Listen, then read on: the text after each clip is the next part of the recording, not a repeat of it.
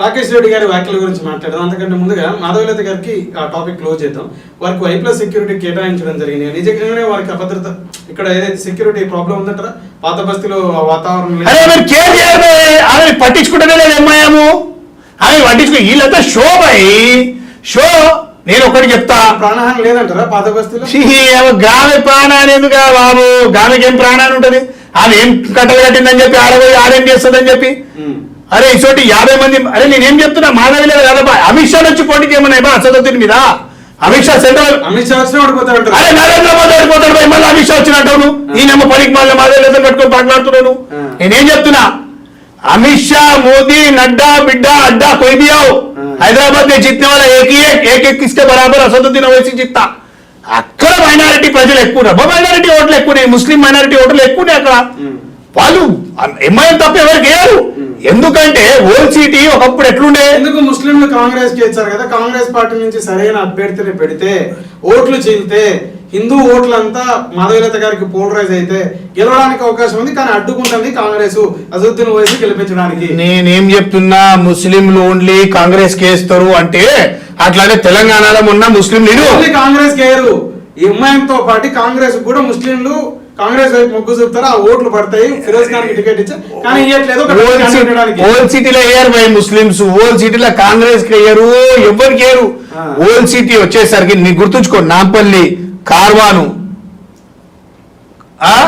మలక్పేటు, చంద్రాయనగుట్ట, బహాదూర్పుర, ఇవన్నీ ఒక 7-8 కాన్స్టిట్యున్సీలు one side ఎంఐఎంకి ఇస్తారు. ఎందుకంటే వాళ్ళకు వాళ్ళ పార్టీ కావాలి. మంజ్లీసే ఇత్తెహాద్ ముస్లిమీ అని ఏదైతే వాళ్ళు పార్టీ పెట్టుకుర్రో వాళ్ళు వాళ్ళని వాళ్ళు కాపాడుకొని కానీ వాళ్ళు పెట్టుకురు. సో ఆ ముస్లిమ్స్ అంతా వాళ్ళకే ఎంఐఎంకే ఓటేస్తారు. నువ్వు 1,00,000 వంచు, కోటి వంచు, బీరు వంచు, బరాండి వంచు, ఏది వంచు, వాళ్ళకి ఏదొద్దు కానీ మాకు ఎంఐఎం కావాలంటారు. అక్కడ ఓన్లీ గ్రీన్ కలర్ ఇవి నువ్వు కూడా పెట్టిన చూడు ఎంఐఎం పార్టీ కలర్ ఇది. నువ్వు నవ్వకు, ఇది ఎంఐఎం కలర్ అట్లాంటి ఇప్పుడు నువ్వు పెట్టినావు, నువ్వు ఎంఐఎం సపోర్ట్ చేస్తున్నావు అనాలనే నీకు అట్లుండదు భయ్. వాస్తవం మాట్లాడుతున్నా, నీ స్టూడియోకి గ్రీన్ కావాలి నువ్వు పెట్టుకున్నావు అంతే కదా. నేను కూడా అదే చెప్తున్నా, ఓల్డ్ సిటీలో జరిగేది జరగబోయేదని చెప్తున్నా, జరిగినాయని చెప్తున్నా. ఓల్డ్ సిటీలో ఉన్నటువంటి ముస్లింలు కూడా కొంత మేరకు బీజేపీ వైపు ఉన్నారు. ఎందుకంటే బీజేపీ గత 10 సంవత్సరాలలో ముస్లింల అభివృద్ధి కొరకు తీసుకున్నటువంటి నిర్ణయాలు, ముఖ్యంగా తలాక్ ఏదైతే ఉందో, ముస్లిం ఏదైతే మహిళలకి అణిచివేసే ఆ తలాక్ అయితే విధానం ఉందో దాన్ని రద్దు మాపడం జరిగింది. అందుకని ముస్లిం మహిళలు కూడా చాలా వైపు బీజేపీ వైపు ఉంటా ఉన్నారు. కాంగ్రెస్ పార్టీ నుంచి సరైన అభ్యర్థి పోటీ చేసే ఓట్లు చీల్చి బీజేపీ బరాబర్ చరిత్ర తిరగరాచ ఇట్లా చిటికేసి కూడా మాధవీలత గారు ఈసారి చరిత్ర తిరగ రాయబోతున్నా అని చెప్పేసి గుడ్లతో టమాటాలతో దెబ్బలు పడతాయి చూడ, వారం 10 రోజులు టమాటాలతో కొడతారు మాధవీలతని. నేనేం చెప్తున్నా ఒకటి, సరే ముస్లింస్ కూడా ఆ రోజు బీజేపీని కోరుతురు కదా, మెచ్చుతురుగా, మరి సిఏఏకి ముస్లింస్ ఎందుకు వ్యతిరేకంగా మాట్లాడుతున్నారు? మరి బీజేపీ ఎందుకు వ్యతిరేకంగా మాట్లాడుతుంది? సిఏఏకి సపోర్ట్ చేయొచ్చుగా. మరి నేనేం చెప్తున్నా, ఇవన్నీ నువ్వు మాట్లాడుకునే నేను మాట్లాడుకునేటన్నీ కొన్ని వాస్తవాలు ఉంటాయి, కొన్ని వాస్తవాలు ఉంటాయి. ఎండ్ ఆఫ్ ద డే మనం రిజల్ట్ చూద్దాం. వాస్తవాలే మాట్లాడుకున్నాం, కొన్ని వాస్తవాలు కూడా ఉన్నాయి. ఇట్లా ముస్లింలు హైదరాబాద్ లో బీజేపీకి ఓటేస్తారు, ముస్లింలు ఇండియాలో బీజేపీ సైడ్ ఎక్కడ చూస్తారా బీజేపీ అభ్యర్థి చెప్పుకొస్తున్న మాట నేనేం చెప్తున్నా, బీజేపీ అభ్యర్థి హైదరాబాద్ పార్లమెంట్ ఆమె ఎవరైతే ఉందో ఆమె తల తెలియదు, ఆమె తోక తెలియదు హైదరాబాద్ ప్రజలకి తెలియదు కాబట్టి నాకు పేడ్ మీడియాలను పెట్టుకుని పబ్లిసిటీ చేసుకుంటుంది ఆమె. ఇప్పుడు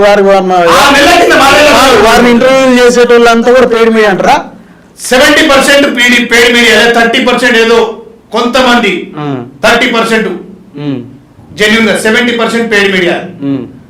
అది నీకు కూడా తెలుసు మనుషులా. నేను ఓపెన్గా చెప్తున్నా, నువ్వు చెప్తావు. ఒక మీడియా అయినా ఒక మీడియా నువ్వు చెప్పలేవు. నేను ఒక పార్టీ కార్యకర్తగా, నేను ఒక కామన్ మ్యాన్ గా వాస్తవం చెప్తున్నా. ఇది 100కి 100%. సో ఆమెతో డబ్బులు తీసుకుని ఇంటర్వ్యూ చేస్తున్నారంటారు అందరూ. 100%. నేనేం చెప్తున్నా, ఇలా ఈమె ఎన్ని మీడియాలలో పోయిందో, ఇన్ని మీడియాలో రాజకీయంలో రాకముందు పోవచ్చు కదా. ఈమె రాజకీయంలో రాకముందు పోయి చెప్పేది ఉండే హిందూ ధర్మం ఇట్లా అది ఇట్లా. అరే మొన్నటి వరకు ఉండేది చూడ, ఆయన పేరేది స్వామి అని, వేణుస్వామి కాదు, బాధే బీజేపీకి బాగా సపోర్ట్ చేస్తుండే చూడు, సినజీయర్ కదా, ఇంకొక స్వామి ఉండే ఆయన లాస్ట్ ఇయర్ బాగా ఎమ్మెల్యేగా పోటీ చేస్తా అది చెప్పి బాగా ఇచ్చేస్తే ఆయననే పక్కన పెట్టింది బీజేపీ పార్టీ.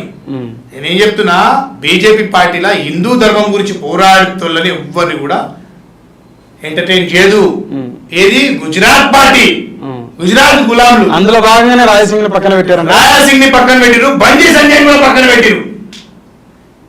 అది మీకు కూడా తెలుసు, నాకు తెలుసు. నేను చెప్తున్నా, నువ్వు చెప్తలేవు. బండి సంజయ్ కూడా పోరాడింది కదా. బండి సంజయ్ కట్టర్ ఆర్ఎస్ఎస్ నేను ఒప్పుకుంటా కాదా? మళ్ళీ రాజాసింగ్ కట్టర్ ఆర్ఎస్ఎస్ కాదు. రమ్మన్ రాజాసింగ్ నేను ఎంబడి డిబేట్ పెట్టు, నేను మాట్లాడతా. నేను పుట్టింది నా పుట్టుపూర్వకం మొత్తం దులిపేడు మాధుర్ ఖానా. రాజాసింగ్ దులిపేడు కాదు, రాజాసింగ్ గోషామేల్ కాన్స్టిట్యూన్సీ కూడా కాదు. రాజాసింగ్ కార్వాన్ అమలాపూర్ లో ఉంటుండే. టీడీపీ బీఫామ్ వచ్చింది, టీడీపీ నుంచి కార్పొరేటర్ బీఫామ్ వచ్చింది. కట్టర్ ఆర్ఎస్ఎస్ కూడా టీడీపీ పోతాడా? పోడు. మరి ఈయన ఇట్లా పోయిండు. ఈయన టీడీపీ నుంచి ఫస్ట్ కార్పొరేటర్ గా పోటీ చేసిన అక్కడ, ఎక్కడ దులిపేట నుంచి.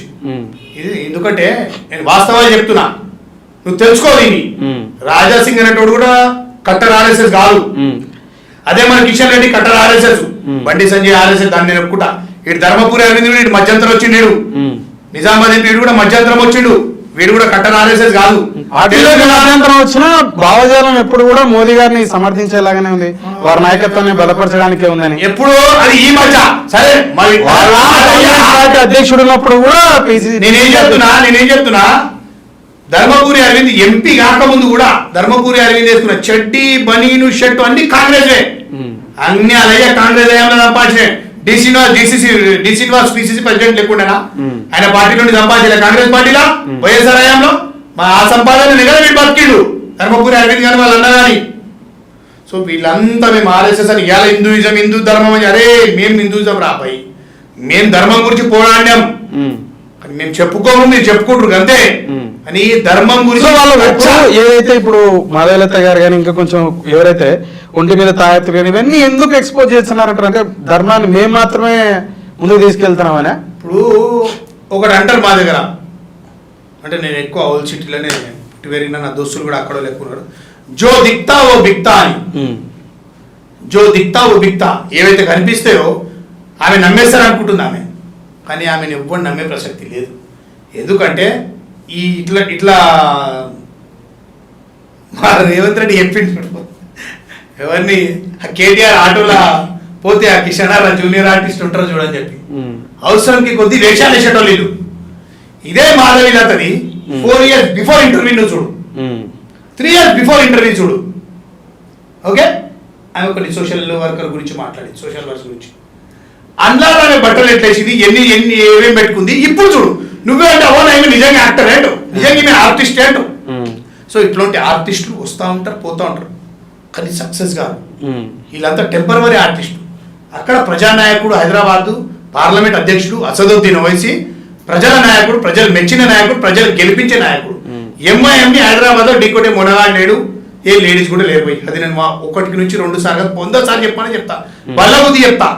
ఎవ్వరు నిలబడ్డా, బీజేపీ నుంచి ఎంత తురుంచిగా నిలబడ్డా కానీ హైదరాబాద్ లో అసదుద్దీన్ మీద గెలవలేడు.